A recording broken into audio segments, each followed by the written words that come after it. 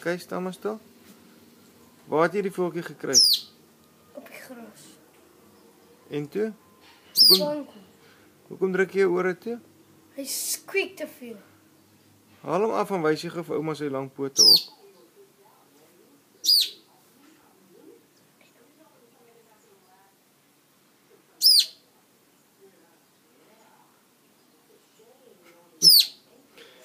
Hoor hierso, sê gou vir my. Wat wil jy vir ouma sê? Oh, Wat was dit? sy poef. Sê, stuur vir ouma 'n boodskap. Hallo, sê vir die voeltjie. Hallo. Sê bye. Sê vir ouma, sien julle een van die dae. Sien julle een van die dae. Love julle. Love you.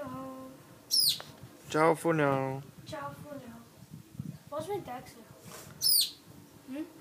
Weet nie.